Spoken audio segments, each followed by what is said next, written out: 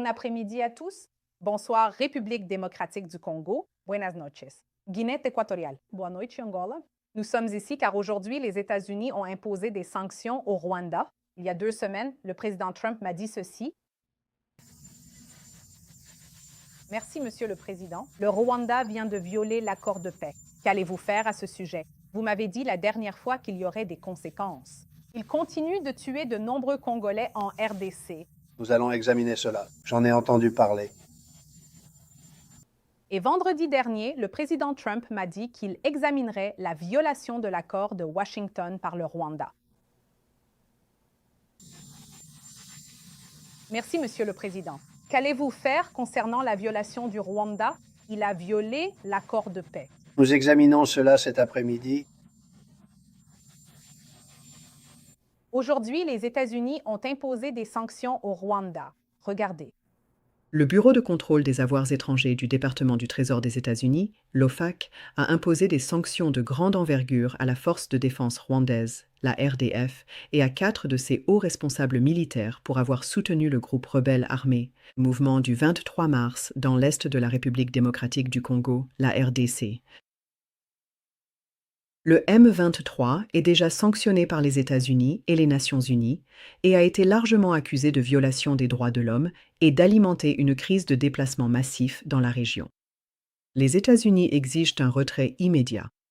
Le secrétaire au Trésor Scott Bessent a déclaré « Le président Trump est le président de la paix et le Trésor utilisera tous les outils à sa disposition pour garantir que les parties aux accords de Washington respectent leurs obligations. Nous attendons le retrait immédiat des troupes, des armes et de l'équipement de la force de défense rwandaise. » Les sanctions interviennent des mois après que le Rwanda a violé les accords de Washington, après que le président Trump a accueilli le président de la RDC, Félix Tshisekedi, et le président rwandais, Paul Kagame, pour la signature de la déclaration conjointe sur les accords de Washington pour la paix et la prospérité. Ces accords importants et historiques fournissent absolument tout ce qui est nécessaire et indispensable pour mettre fin à ce conflit une bonne fois pour toutes, de manière définitive. Si jamais cet accord venait à vaciller ou à être remis en question et que les choses ne s'arrangent pas comme prévu, la responsabilité de cet échec n'incombera pas au président Trump, mais bien à nous-mêmes, collectivement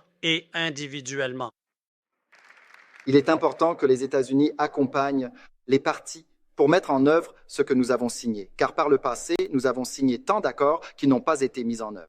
Et nous pensons qu'avec votre leadership, avec l'implication de l'administration américaine, nous atteindrons cet objectif. Merci beaucoup, Monsieur le Président.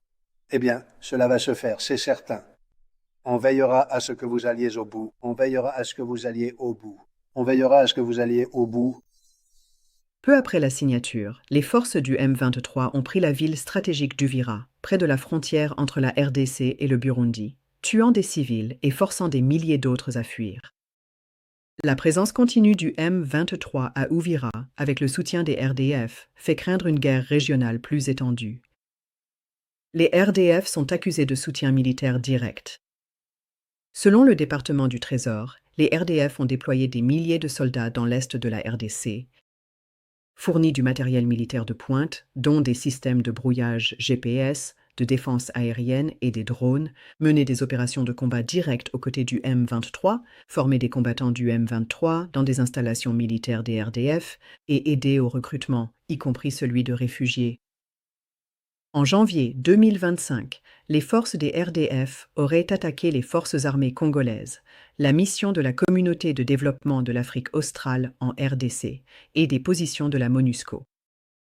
Les autorités américaines affirment aussi que le Rwanda a accédé à des zones minières de l'est de la RDC en échange de son soutien à la rébellion du M23. Merci. Monsieur le Président, pouvez-vous nous dire ce qui se passera si l'une des parties viole cet accord de paix? Je préfère ne pas le dire. Je dirais simplement qu'il y aura de lourdes sanctions en cas de violation. Et ils ne le feront pas, je ne pense pas qu'ils violeront l'accord, mais nous avons des sanctions très sévères, financières et autres. De hauts responsables sanctionnés. Les responsables suivants des RDF ont été désignés en vertu du décret présidentiel 13 413. Vincent Nyakarundi, chef d'état-major de l'armée de terre. Ruki Karusisi, général de division, commandant de la 5e division d'infanterie. Mubarak Muganga, chef d'état-major de la défense. Stanislas Gachougi, commandant des forces d'opération spéciales, nommé le 15 mars 2025.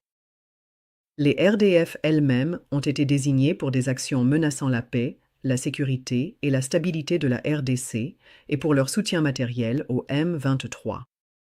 Ce que signifient ces sanctions. En conséquence, tous les biens et intérêts des personnes désignées et des RDF se trouvant aux États-Unis ou contrôlés par des ressortissants américains sont gelés. Les entités détenues à 50% ou plus par des personnes sanctionnées sont également bloquées. Il est interdit aux ressortissants américains d'effectuer des transactions impliquant les personnes ou entités désignées.